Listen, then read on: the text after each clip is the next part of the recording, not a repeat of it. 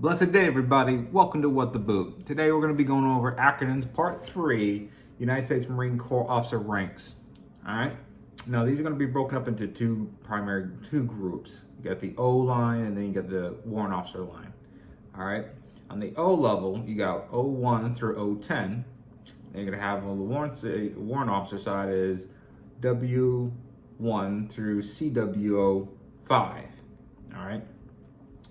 So these are two different sides of the officer corps. Now on the primary officer corps, O1 is going to be a second lieutenant. So that's going to be an SND LT, which stands for second lieutenant. The shape or the way their ranks is going to look like is a golden bar, otherwise known as a butter bar. Should be self-explanatory. All right. This butter bar is this lowest ranked officer of the officer corps. All right, and they're going to be someone that's going to be in charge of a platoon or some other smaller section. All right. And quite often when they're fresh out of the officer school, they come in and a lot of times they have to kind of assert themselves a little bit, and sometimes they get a little bit of a big head. And you've often seen where the staff NCOs who will sometimes either take LT under the wing, or in some cases you might bear witness to a senior enlisted member kind of chew out a O1 and kind of remind him of his place. Or the fact that just because I walk by and you demand a salute from me, the manner in which you demand that salute really very much depends, but just because you have that rank doesn't mean you can disrespect the experience of that Marine. Now, all jokes aside, in the end, this is an officer. So regardless of whether or not you respect him or her, or like him or her, doesn't really matter. In the end, it all will boil down that this person is still an officer and thus is deserving of that respect due to an officer and that salute. Now, we're going to move up to the next one, which is going to be a first lieutenant. All right. Basically the same shape of the previous rank, but all it's going to be is silver this time. And basically that's just going to be, it's just a one step up, has an increased level of responsibility, and potentially they're just be in charge of a platoon. Potentially in some cases, more or less, going to be probably in charge of the weapons platoon. And in a few cases, they might bump up to the company commander, but generally that's because they're basically in line to become a captain. All right, not much different. Generally, if you see the silver bar, usually that individual's been around the block a little bit more experienced, and thus less inclined to take any BS from you. And of course, deserving that respect due to them, but they're more experienced in the butter bar. Now, the next one we're going to have is an O3. Now, this is a captain in the Marine Corps, not to be mixed up with a captain in the Navy. All right, two different things. A captain in the Marine Corps is generally going to be the one who is going to be in charge of a company. All right, or just a company commander. Or in some units, such as if you go to FAST or Fleet Anti-Terrorism Security Team, they're going to be in charge of a platoon in there. And the reason for that is because the platoon, which is smaller than the company, is sent out on missions and they have a little bit more autonomy, and thus warrant a captain to be in charge of them. All right. Now, they are obviously going to be looking like this right next to me. So there's going to be two silver bars connected at the top and the bottom by a slight piece of metal right there, but right there. So two silver bars, that represents a captain. We'll go over Navy ranks, but seeing how this is a channel more about the Marine Corps, I'll be quite honest, and that I'm an infantryman, no one really cares. It's two different environments, all right, for the Navy and the Marine Corps' officer corps, two very different environments. That being said, I'll go over that further in the video. Now, next one is a O4. And that is going to be a major. Now, this is going to be a gold oak leaf. Now, this one is generally going to be a battalion XO, a weapons company, someone in charge of a weapons company, though a captain can be in charge of that, but what's usually warranted is a major. or a regimental or brigade staff member, all right? Now, if you're in an infantry unit in a battalion, the XO is going to be the executive officer, that's what the XO stands for, of that battalion. There's only going to be one, and if you are in the battalion and you see an XO, well, not the XO, but if you see a major rank, then that is a somebody there. One, it's impressive that you saw him. And I often go to see him. He's a little too busy often. I'll be honest, I only probably saw my battalion command XO maybe 3-4 times, and 2 of them was while deployed, strangely enough. But back in the rear, or back on base, as they often say, that's where everything is at. It's not very often, usually just at the office. Now, if you are in the battalion office, that's a different case. You probably see him a lot more often. But if you're an infantry unit and you're in the companies, there really is no reason for you to see him very often. But he's distinctive. So all you need to do is look for one, and you basically can guess who the XO is. You're not mixing him up with anyone else, most likely. Now, one step above that is going to be an 05. This is going to be a lieutenant colonel, or LTCOL. All right.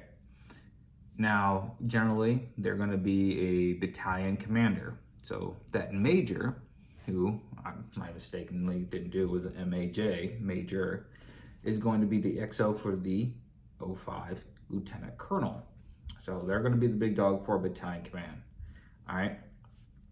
And often they're referred to as 6. You'll see 6 on the line, 6 is inquiring, hey, 6 is on his way. A battalion commander call sign is by default referred to as 6, all right?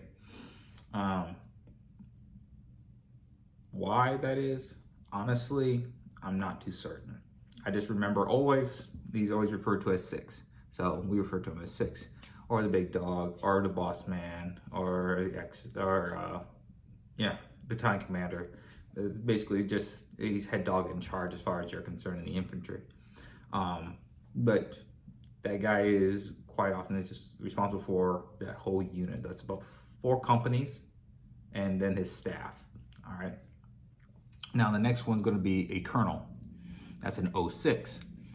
Now, keep in mind, when I talked about captain back as an 03, this is the equivalent in the Navy. Their 06 is a captain. In the Marine Corps, our 06 is a colonel. The acronym is going to be a COL, all right? Otherwise known as a full bird in the Marine Corps, all right? Now, when you run into one of these, yeah, there's no playing around with him. You just don't play around. You always want to try to stay on their good side, or just not stay on their radar at all, preferably, because these individuals do actually have some real overarching influence. Let's be honest, because the only ones who really tell colonels what to do are stars, generals. All right. Now, generally, a colonel is going to be in charge of a regiment or brigade or is a brigade XO. Now, the Marine Corps really doesn't have brigades. That's more of an Army thing. There's generally not enough Marines. We have regiments and we have divisions, and you require divisions. So many divisions make up a brigade, if I'm not mistaken. Some of my Marine buddies or Army buddies will probably correct me on that and on a later date, but until then, that's how I can remember it. Or colonels, sometimes they end up being in a regimental staff if a general's in charge, or they end up stuck in the Pentagon, all right? Now the next 4 are all gonna be a variation of a general, all right? So that's 07 to 010. Now, there is a brigadier general, which is a BGEN, a major general, MAJGEN, then you have a lieutenant general, LTGEN, and then you have a general, all right? Now, the best way to remember this has to do with a little ditty, all right? Be my little general, all right? BMLG.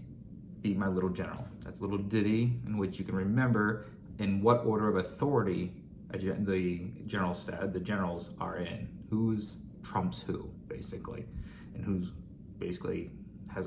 can tell who what to do. Now, The way you can tell the difference between them is the brigadier general has 1 star. All right. Normally, all generals have to be nominated by the president, and then they are all confirmed by the Senate.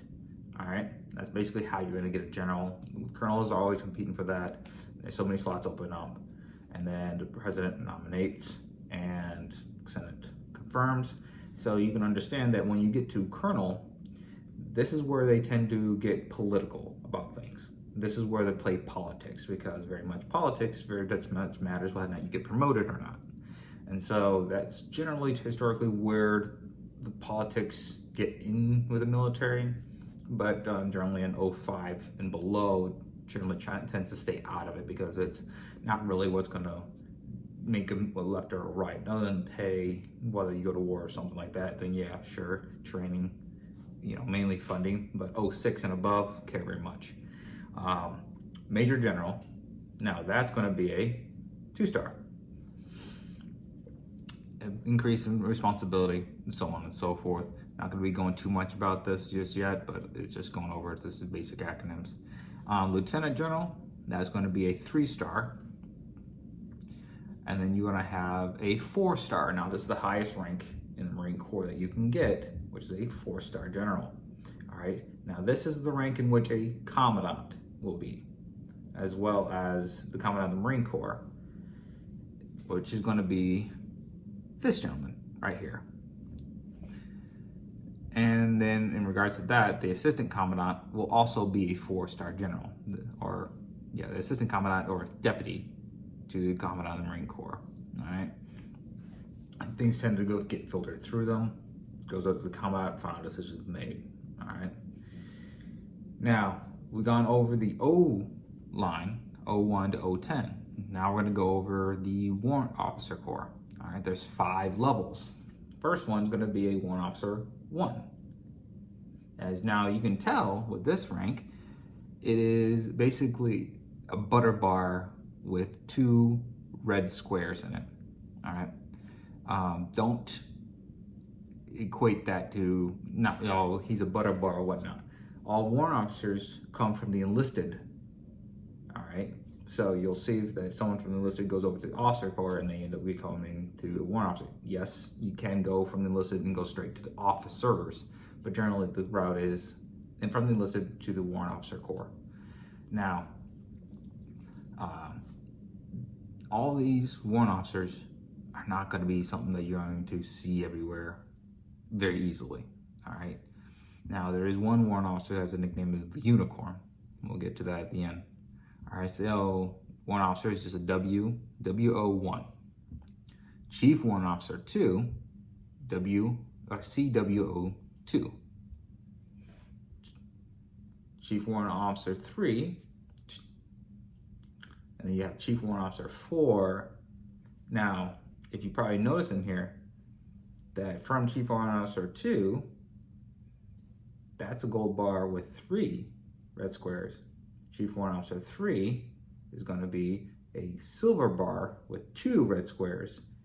Chief Warrant Officer 4 is going to be the silver bar with 3 red squares. Now, Chief Warrant Officer 5. Now, this one is the Unicorn. All right. A lot of enlisted infantrymen, if you see one, you take a picture. All right. You almost never see one of them.